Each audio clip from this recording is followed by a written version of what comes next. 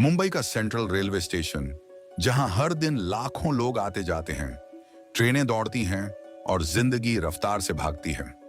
लेकिन इस तेज रफ्तार दुनिया में एक इंसान ऐसा था जिसकी जिंदगी ठहर चुकी थी। वह था रघु, एक बूढ़ा भिखारी। उसके मैले कुचैले कपड़े, धूल से भरा चेहरा और कांपते हाथ उसकी कहानी बयान कर रहे थे। हर रोज वह प्लेटफॉर्म के एक कोने में बैठता, हाथ फैलाकर कुछ पैसे मांगता। कुछ लोग उसे 2-4 रुपए दे देते, कुछ तिरस्कार भरी नजरों से देखते और कुछ पूरी तरह अनदेखा कर देते। लेकिन रघु की कहानी बस इतनी नहीं थी। कभी रघु भी एक इज्जतदार इंसान था। एक समय था जब उसका अपना खुद का छोटा सा कपड़े का व्यवसाय था। बीवी, 2 बच्चे और एक छोटा सा मकान, सब कुछ था उसके पास।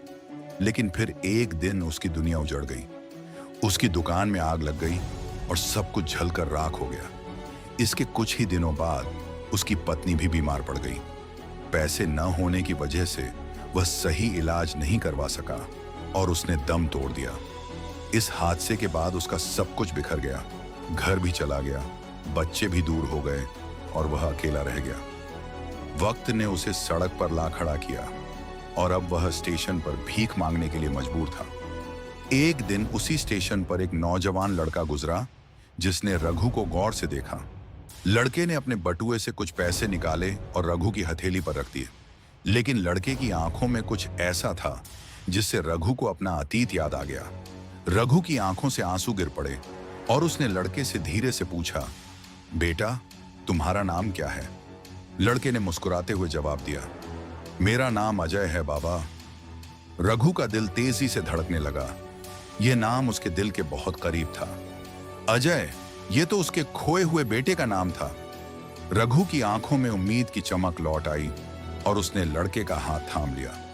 अजय ने उसे गौर से देखा और एक पल बाद चौंकते हुए कहा, बाबा। अजय भावनाओं से भर गया।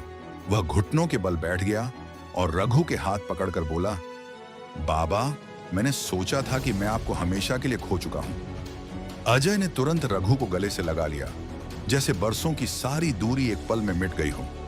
स्टेशन पर आते जाते लोग यह भावुक दृश्य देख रहे थे। कुछ की आंखें भी नम हो गईं।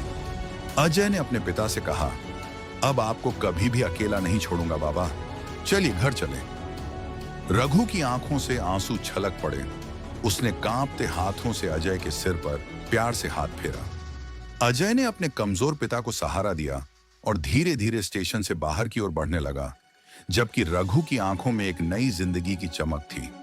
स्टेशन से बाहर निकलते ही ठंडी हवा ने रघु के चेहरे को छुआ और उसने लंबी सांस लेकर आजादी और नए जीवन की उम्मीद को महसूस किया।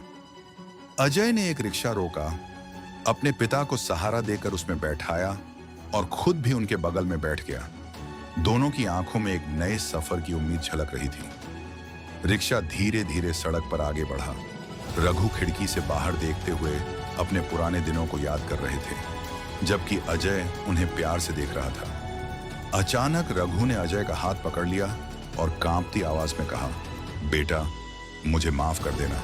मैंने अपनी जिंदगी में बहुत कुछ खो दिया, लेकिन आज मुझे सब कुछ वापस मिल गया। अजय ने अपने पिता का हाथ और कसकर पकड़ लिया और मुस्कुराकर कहा, पिताजी, जो बीत गया उसे भूल जाइए। अब हम साथ हैं और यही सबसे जरूरी है।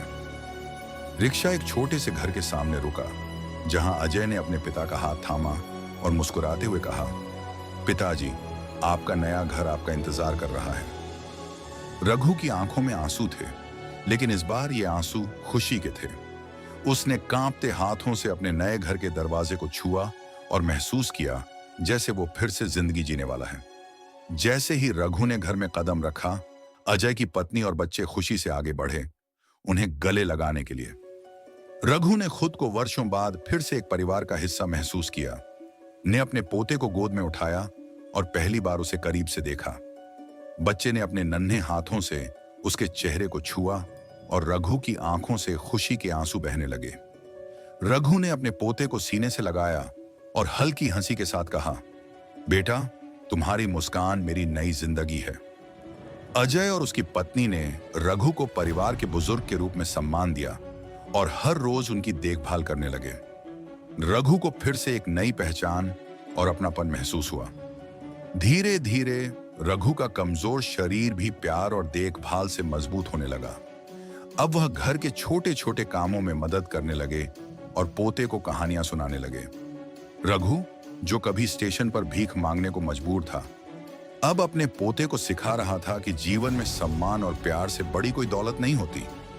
अजय और उसका परिवार गर्व से महसूस करता था कि उन्होंने न केवल अपने पिता को वापस पाया, बल्कि अपने घर में खुशियों और संस्कारों का दीप भी जला दिया। अब रघु के चेहरे पर सिर्फ शिकन नहीं, बल्कि आत्मसम्मान और परिवार के प्यार की चमक भी थी। रघु की कहानी ने यह साबित कर दिया कि जीवन में कठिनाइयां कितनी भी बड़ी क्यों ना हो, परिवार का प्यार और अपनापन हर जख्म भर सकता है। रघु की कहानी हमें यह सिखाती है कि जीवन में कठिनाइयां कितनी भी बड़ी क्यों ना हो, अगर इंसान के पास अपने लोग हों तो हर दर्द मिट सकता है। परिवार का प्यार सबसे बड़ी दौलत है, जो इंसान को दोबारा जीने की ताकत देता है।